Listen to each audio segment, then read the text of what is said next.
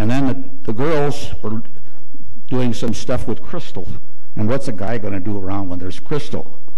So I went out in the garage, and I had looked in this area for 2 days, by the way. And I got there the last day, and I reached something in the back, and there was that big plumb bob.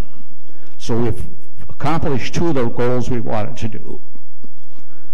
Now in the hospital, there was 2 stories I want to tell you. Actually, there's more than that, but I would want to end on 2 because Chuck was referring to things that maybe that I couldn't accomplish. But anyway, the first one was he kept saying he was watching television, and he kept saying, "Bob, Bob." So we thought, Bob who? You know? And he'd say, "Bob, Bob." We said, "Bob Guetschoff?" "No, Bob, Bob." So finally, was it you that reached down and said, "What do you spell it?" He said, B-O-M-B, bomb. Well, what it was they had these big mittens on him so he couldn't get to his stuff on his face and stuff like that. And he felt that because it was a bomb, that he was going to handle that with his big gloves and stuff like that. So that was one. Then yeah, I've got that. Okay. That'll be my last story.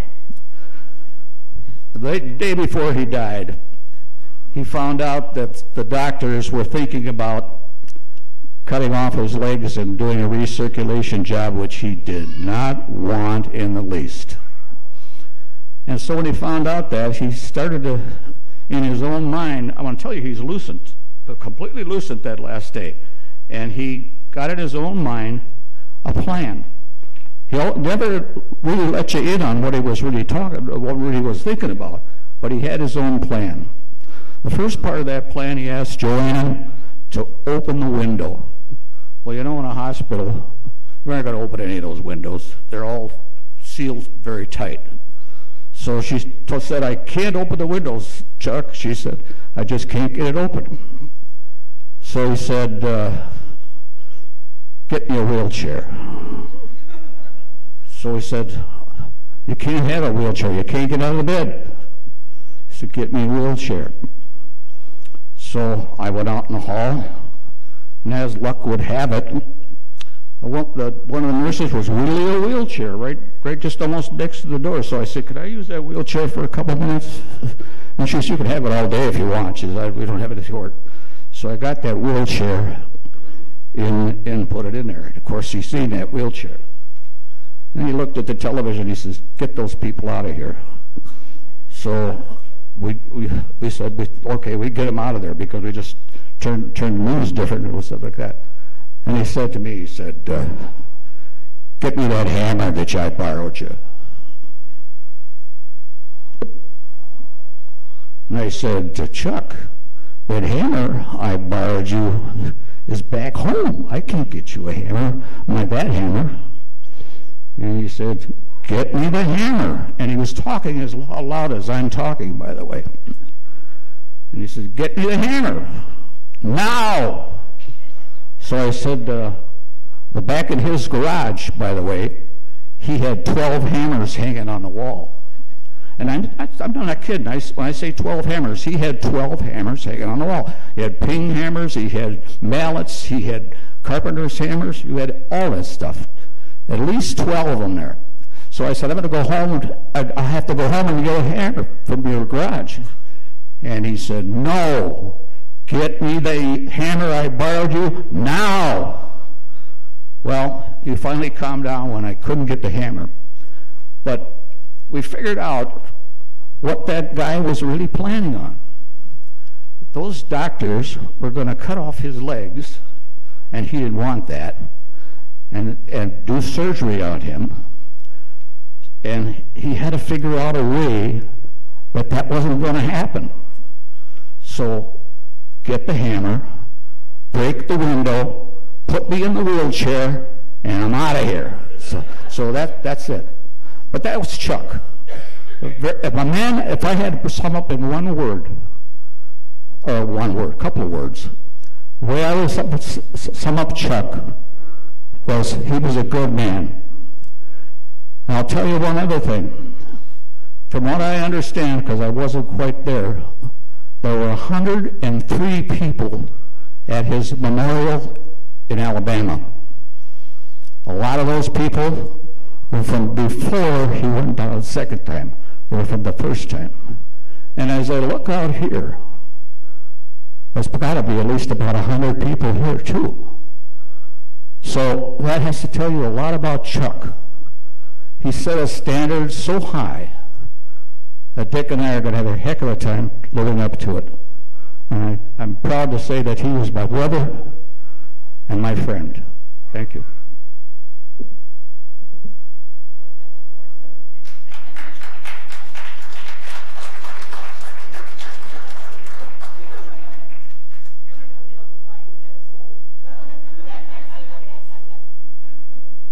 Well, most of you people know who I am. And you never see me in a suit too often. And but at Chuck, this was a reverse situation. He'd be up here in the sharpest clothes he had. I have one thing I'm very proud of. I'm the one that went down to Alabama and convinced Chuck to come up and work with us here in Cambridge. I told him, I said, I got lots of work to do, Chuck. I really need somebody like you. He said, Dick, he said, there's no way you're going to have enough work for me to do up there. And I said, oh, yeah, we will, Chuck. Well, he was telling the truth. I didn't realize it at the time, and I didn't realize it until I started thinking about it even now. All the work that we gave him to do in the theater, and we had 7 of them at one time, and other businesses as well. But there were at least 10 or 15 businesses in town that needed some air conditioning work or something fixed, and Chuck would be over there fixing it. So we didn't have enough work for him to do. He was out doing it, and it got to the point where the barber in town would just see Chuck walking down the street and say, come on in here, getting a haircut, you know. And he'd go into the restaurant, and there'd be no charge for the meal, you know. And you know, as I look back over the whole thing, Elmer tells a story about all the stuff we did, and I'm just so grateful that Chuck was here. The only way that I can describe Chuck, and listen to the exact words, he was a kind Christian man. And you put your own definition to that, and that's what Chuck was. And we'll all miss him, but we all loved our Uncle Chuck. Thank you.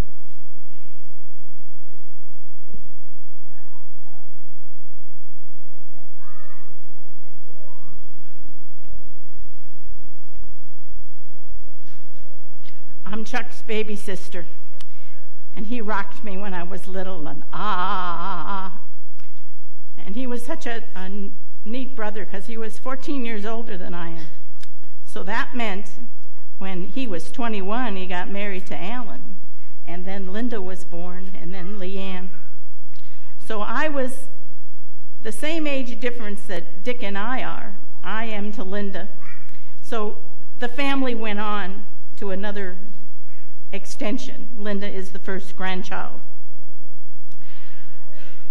When I was a senior in high school, I didn't work and do all those other things. I was privileged, but I had the same parents. But I had brothers and sisters that helped me. I had brothers and sisters that took my sister Kay in and let her live with them for 2 years. I had a brother that helped my sister with diapers and like that she didn't know were coming from him. So the family has helped one another along the way. When I was a senior in high school, I was going to be a nurse. And I was all set to become an LPN, and Chuck came to visit, and he said, come on down to Alabama and you can become a registered nurse. The problem was it was a little late to be doing that. So I didn't get to do that, but I got to live with Chuck and Alan for about 3 to 4 months. During that time, Chuck took me to church. And he took me to church more than one day a week. And Alan did too. And we had lots of fun. Chuck had a bus that took kids all over the place to do things for other people and teach them how to help other churches. Is this not right, Linda and Leanne? I got to stay there, and he was my brother. Even that distance of time was good. However, Linda and I got to be a little closer because of it. And when he came back, Linda and Leanne and I got a little closer. So I was able to take the next step and let Leanne come and live with me for a couple of years, just for the summer. And Linda got to be in my wedding. So you look at a brother that carries on even when he's older. But he taught me 2 things: that God was important in my life, and that it was my duty to make sure that family carried on. And I thank you that he did that for me. And I have 3 brothers and 2 sisters.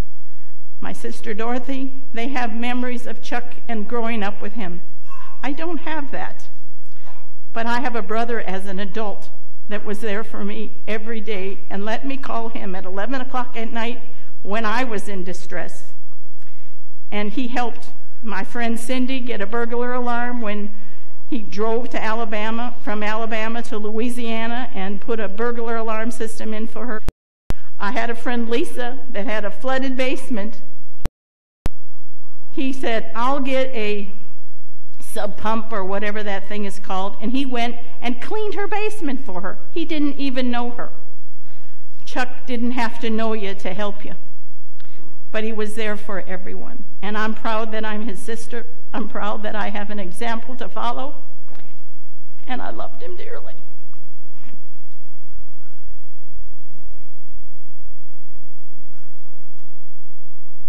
Okay, is there anybody else that has anything you want to add? Anyone? I do. Go ahead.